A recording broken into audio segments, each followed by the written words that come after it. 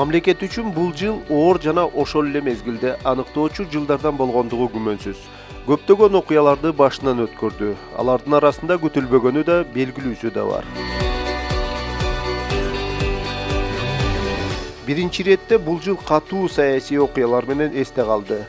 5-чакырылыштагы парламент өз ишин жыйынтыктады. Жалпысынан алганда Жогорку Кеңеш жаңы парламенттик системаны куруу менен өзүнүн саясий миссиясын аткарды. Акырындык менен көчөдөгү митингдер баарлашуунун демократиялык жана цивилизациянын форматына өттү.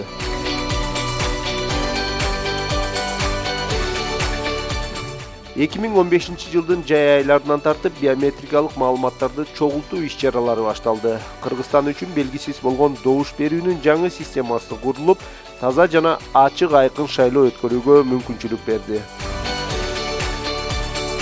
Мамлекет башчысы алдына койгон негизги максатын шайлоо процесс институтуна болгон ишенимди кайтаруу милдетин ишке ашыра алды. Серепчилердин ою боюнча, эми эл шайлоого чоң үмүт арта башташты.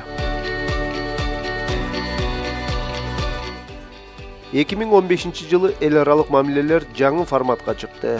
Бир жыл аралыгында президент Алмазбек Атамбаев ондогон мамлекеттерге барып келди. Европа боюнча чоң турнеде эки тараптуу мамилелерди чыңдоо жана мамлекетке инвестиция тартуу, Кыргызстанды өнүктүрүү боюнча экономика тармагында маанилүү документтерге кол коюлду. Ошондой эле макулдашуулар араб мамлекетине барууда ишке ашты.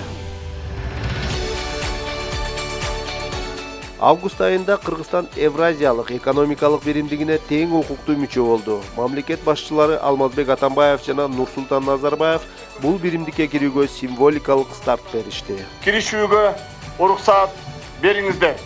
Бажы көзөмөлү алынсын. Кыргыз Республикасынын Евразиялык экономикалык биримдигине кирүүсү көптөгөн соода тармагына жол ачат. Бул өз кезегинде экспортту көбөйтүп, продукциялардын сапаты боюнча атаандаштык жөндөмдүүлүгүн арттырып, өлкөгө инвестиция тартууга мүмкүнчүлүк түздү.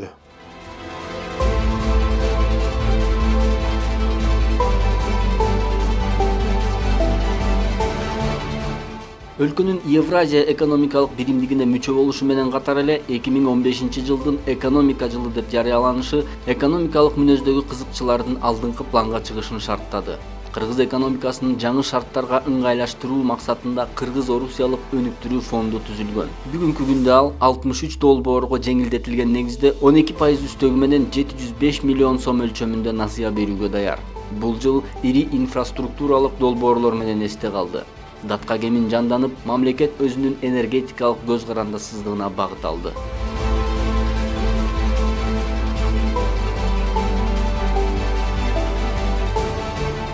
Жолдорду курууга да өзгөчө көңүл бурулду. Транспорт жана коммуникация министрлигинин бюджети мамлекеттик капиталдык салымдарды эске алганда 3 миллиард 783 миллион сомду түздү. Жүздөгөн чакырымдагы жолдор салынып жана оңдолду. Ал эми доллар курсу интервенцияга карабастан жыл башынан тарта 30%га өскөн. Америкалык валютанын чыңалуусу 60%дан ашып, буга карабастан коммерциялык банктар насыялардын көп бөлүгүн АКШ доллары менен берүүдө. Бул жылы доллар курсунун өсүүсү жана региондогу кризис көптөгөн кыйынчылыктарга карабастан иш орундары түзүлдү.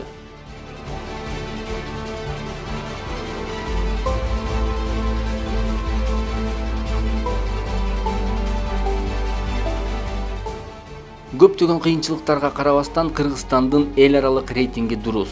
S&P уюму биздин республикага насыя берүү суверендүү рейтингин ыйгарган. Doing Business'te биздин мамлекет 67-чи катарда турат. Макроэкономикада өлкөбүз анча чоң болбосо да, бир аз өсүү көрсөткүчүнө ээ.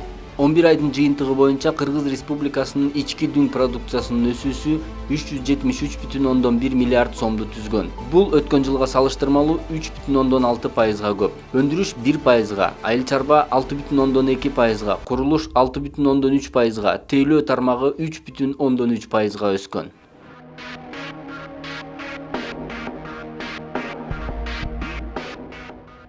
Бир нече жыл мурун башталган коррупцияга каршы масштабтуу күрөшүүлөр өз натыйжасын бере баштады. Бул кылмыш иши менен ондогон бийлик эшелонунун жогорку жана ылдыйкы чиновниктери кармалып, 100гө жакын кылмыш иштери козголгон. Бүгүн мамлекеттик антикоррупциялык машина бардык күчү менен иштөөдө. Бул жылдын 9 ай аралыгынын ичинде коррупция боюнча 745 кылмыш иши козголгон.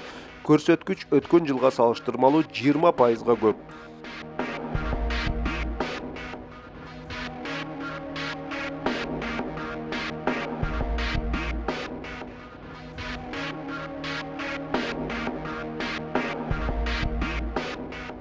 Коррупциянын мамлекетке келтирген зыянынын көлөмү 1,5 миллиард сомду түздү. Бул сумманын ичинен 267 миллион сому козголгон кылмыш иштеринин жыйынтыгынын негизинде мамлекетке кайтарылып берилди.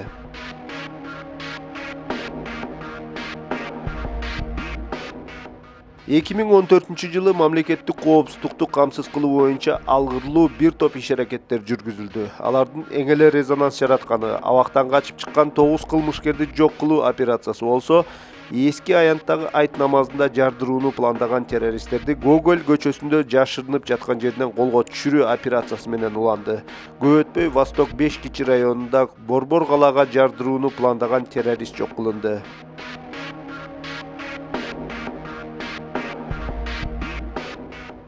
Негизи өтүп бараткан жыл мамлекеттин коомдук турмушуна терс таасирин тийгизе турган терроризм маселеси коркунуч туудуруп турду. Өлкөнүн түштүк регионунан Сирияга аттангандардын саны өстү.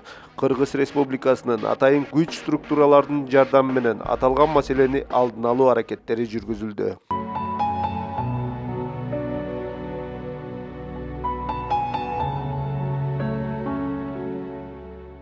2015 жылы Кыргызстан 6 миллионунчу жаран менен толукталды. Ал 25 ноябрда Ош шаарында төрөлгөн кыз.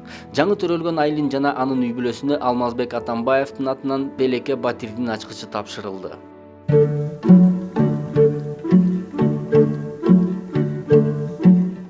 2015 жыл маданий иш-чараларга да бай болду. Көгүлтүр ысык көл эл аралык саамалыктын чордонуна айланды. Бул ирет 20 мамлекеттен катышкан жаш аткаруучулардын Мейкин Азия фестивали өткөрүлдү. Андагы баш байгени бахрейндик Наталья Альганем жеңип алды. Ал эми сентябрь айында 15 мамлекет катышкан 3-чү дүйнөлүк эл аралык эпостор фестивали болуп өттү. Декабрда Кыргызстан кыска метраждуу тасмалардын өлкөсү аталышындагы 5-чи эл аралык кинофестиваль болуп өттү. Анда КМШ өлкөлөрүнөн 300гө жакын картина сунушталган. Ал эми жыл этегинде жагымдуу кош жаңылык болду. Кайрат Примбердиев главная сцена конкурсунун финалына өткөн. Ал эми Жийдеш Идрисова эл аралык Түрквизион фестивалында 1-чи орунду багындырды.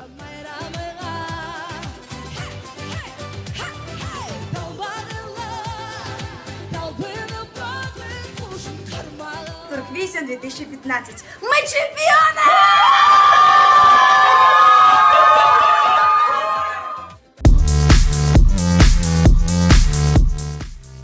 Өтүп бараткан жылдын дагы бир эсте калган олуттуу окуясы катары кыргыз спортчуларынын эл аралык аренадагы жеңиштерин айтсак болот. Грек-Рим жана бел күрөшү боюнча дүйнөлүк жана Азия чемпионатында биздин спортчулар жалпысынан ар кайсы деңгээлдеги 22 медаль утуп алышкан. Кыргызстандыктарды 18 жаштагы Дастан Лепшаков да кубандырды. Ал Финляндияда болуп өткөн бильярд боюнча дүйнөлүк чемпиону аталды. Салт болуп калганда биздин спортчулар кикбоксинг боюнча да ийгиликтерге жетишти. Алар Белградда өткөн дүйнөлүк турнирде 3 медаль жеңип алса, ал эми Азия чемпионатында 13 медальды жеңип алышты.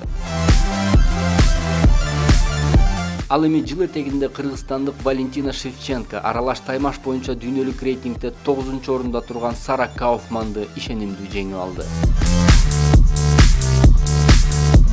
Эң эле кубанычтуу жаңылыктар футбол талааларынан келип жатты. Футзал боюнча Кыргызстандын курама командасы Ташкентте өтө турган чемпионатка жолдомо алып, эң мыкты командалардын катарын толуктады.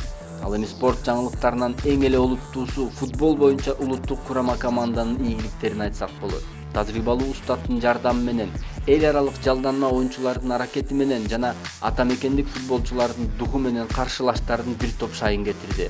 Футбол боюнча дүйнөлүк чемпионатка жолдомо алыш үчүн биздин курама команда Таджикистан, Бангладеш, Иордания жана Австралия командалары менен беттешти.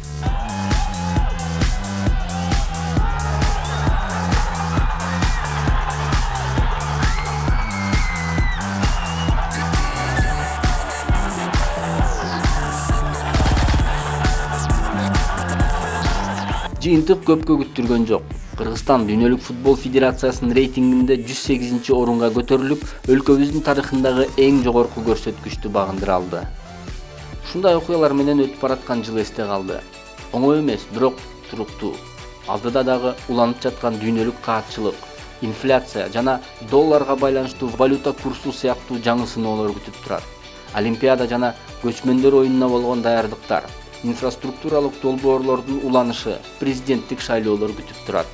Маалым болгондой, кийинки жылда жөнөкөй жылдардан эмес. Бирок эң башкысы элдин үмүтү өлкөнүн туруктуулугунда экенин унутпайлы.